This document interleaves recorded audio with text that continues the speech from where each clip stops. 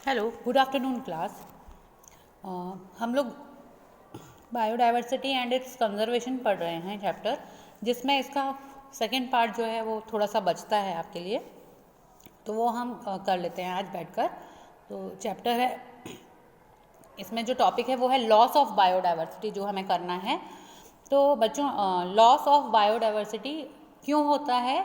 Due to human activities. हम जो human हैं उनकी एक्टिविटीज़ की वजह से बायोडाइवर्सिटी यानी कि वेराइटीज़ ऑफ जो ऑर्गेनिजम्स हैं उनमें जो है रिडक्शन आ रहा है, लॉस हो रहा है उनकी। इसकी वजह से क्या है, हमारी जो नेचुरल वेल्थ है, जो हमारे पास में, हम लोग इतने रिच हैं नेचुरली, हमारे पास इतनी वेराइटीज़ ऑफ ऑर्गेनिजम्स हैं। हमने देखा इंडिया में इतना लॉट ऑफ जो है number of varieties of organisms present है, चाहे वो हम प्लांट स्पीसीज़ की माने या एनिमल स्पीसीज़ की माने। ये लगातार लॉस हो रही हैं बहुत रैपिड तरीके से। In the last 20 years have seen the loss of 27 species.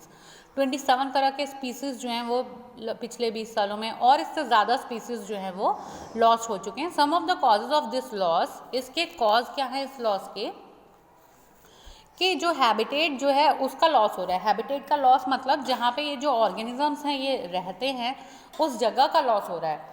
कैसे हो रहा है? This is the major cause for loss of biodiversity. Habitat destruct किए जा रहे हैं ह्यूमन की वजह से, कि उनको डिफॉरेस्टेशन करते हैं, जंगलों को काटते हैं, पॉल्यूशन इंक्रीज हो रहा है, अपने लिए उन्हें घर मकान बनाने हैं या अपनी इंडस्ट्रीज़ को चलाने के लिए उन्हें वहाँ पे उस हिसाब से अपना जो है प्लांटेशन करना है, खेती करनी है। तो उसके लिए वो क्या करते हैं, उनका हैबिटेट लॉस कर देते हैं, जिसकी वजह से ऑर्गेनिज्म और प्लांट दोनों का नंबर जो है वो रिड्यूस हो रहा है, बहुत कम हो रहा है और लॉस हो रहा है। ओवर एक्सप्लॉयटेशन, ह्यूमन की ग्रीड की वजह से, लालच की वजह से वो क्या कर रहा है, उनके नेचुरल रिसोर्स को ओवर एक्सप्लॉइट कर रहा है। मतलब कि अगर हमें वहाँ से दवाइयाँ मिल रही हैं उन प्लांट से, हमें सपोज सैंडलवुड के प्लांट्स हैं तो हमें सैंडलवुड वहाँ से मिल रहा है, या और बहुत सारी चीज़ें हम जो है जंगलों से लेते हैं, वुड ले रहे हैं हम, है ना। तो हम क्या कर रहे हैं, उसे ओवर एक्सप्लॉइट कर रहे हैं। पेपर इंडस्ट्रीज में पेपर बनवा रहे हैं हम, तो ओवर एक्सप्लॉइट करके उसे ख़त्म ही कर दे रहे हैं रिसोर्स को, हम उसे वापस से रीप्लेनिश होने के लिए टाइम नहीं दे पा रहे हैं। Example species such as Steller sea cow and passenger pigeon have been extinct due to over exploitation by human. Human के over exploitation की वजह से इस तरह के species जो हैं वो ख़त्म हो चुके हैं। एलियन स्पीसीज इन्वेशन, हम क्या करते हैं कि हम या फिर अपने आप ही बाहर से किसी तरह के जो स्पीसीज़ हैं नए बाहर वाले, जो इस जंगल के या इस एरिया के जो है रहने वाले नहीं हैं, वो आके वहाँ रहने लग जाएं, जिसकी वजह से वहाँ वो पूरे इकोसिस्टम को डिस्टर्ब कर देंगे। और इकोसिस्टम डिस्टर्ब होने की वजह से बच्चों वहाँ क्या होगा, वहाँ पे बहुत सारे जो स्पीसीज़ हैं उनको वो ख़त्म करने की उनकी फिराक रहेगी, जिसकी वजह से क्या होगा, डिक्लाइन हो जाता है। जो हमारे इंडिजिनस स्पीसीज़ हैं, जो हमारे खुद के स्पीसीज़ हैं, खुद के अपने देश के जो स्पीसीज़ हैं वो ख़त्म होने लग जाते हैं।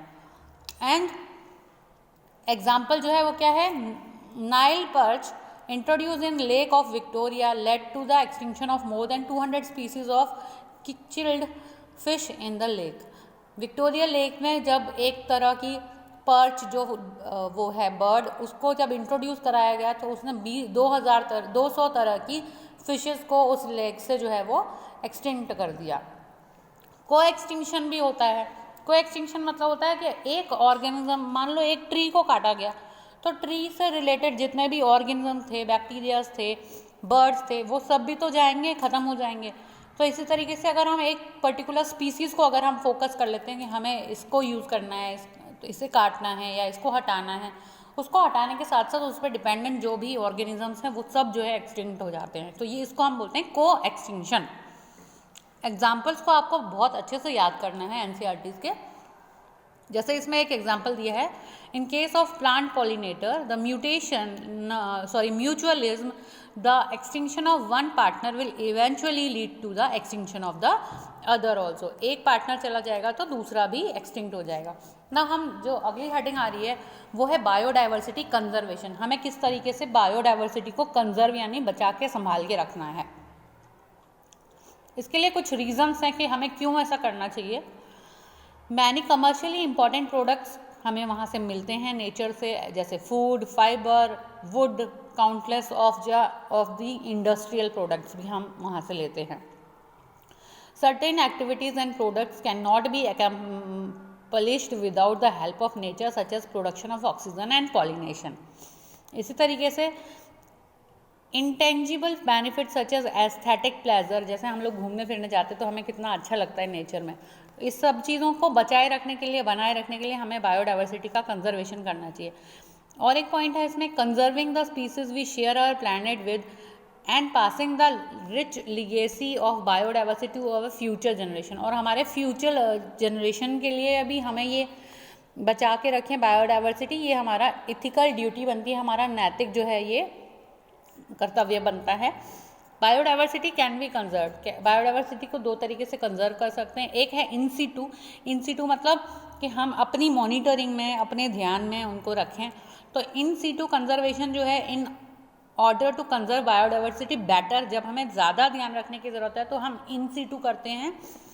Some of the world's biodiversity hotspot, जहाँ पे मैक्सिमम बायोडाइवर्सिटी प्रेजेंट है, ऐसे एरियाज वर्ल्ड के with high degree of biodiversity and endemism have been identified are protected. जैसे इंडिया में हम बायोस्फीयर रिजर्व बनवा लेते हैं, wild life sanctuaries, national parks बना लेते हैं, और उसके लिए अलग से हम पूरा रख रखाव के लिए जो है उसको किसी कंपनी को या गवर्नमेंट जो है उसको देखभाल करती है. तो ये होता है हमारा इन सीटू, मतलब हमने पूरा का पूरा एरिया जो है वो देख लिया और उसको जो है हमने अपने हिसाब से उसको कवर कर लिया है, और उसके अंदर जो भी एंट्री हो रही है, जो भी जो है लोग आ रहे हैं जा रहे हैं, ऑर्गेनिज्म का खाने पीने का ध्यान, उनकी दवाई गोली का, वो सब जो है हम उन पे मॉनिटरिंग रखते हैं.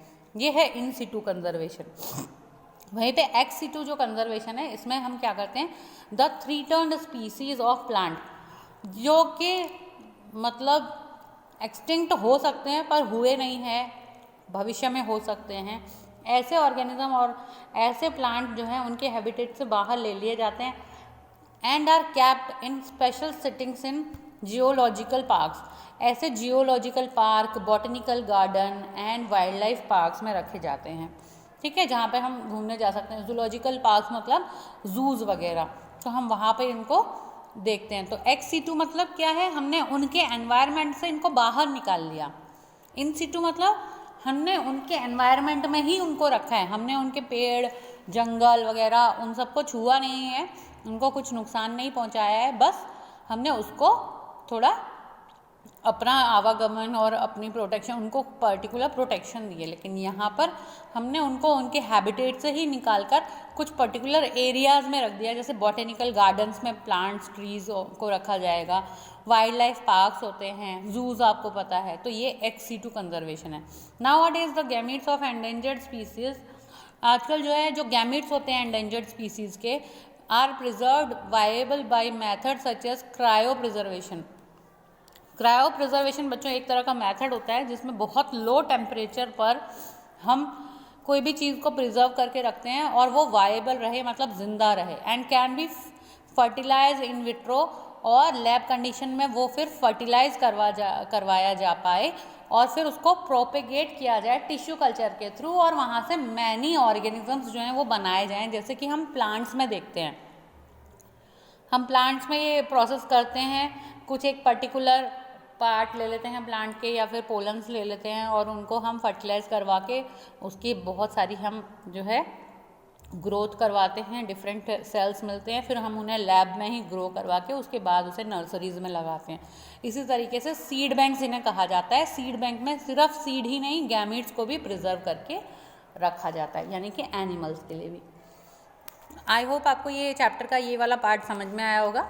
सभी बच्चे से ध्यान से सुने और अपना NCERT से ज़रूर रीडिंग करें, क्वेश्चंस निकालें इसके, ताकि आप ज़्यादा से ज़्यादा बेनिफिट जो है उठा पाएँ. Thank you.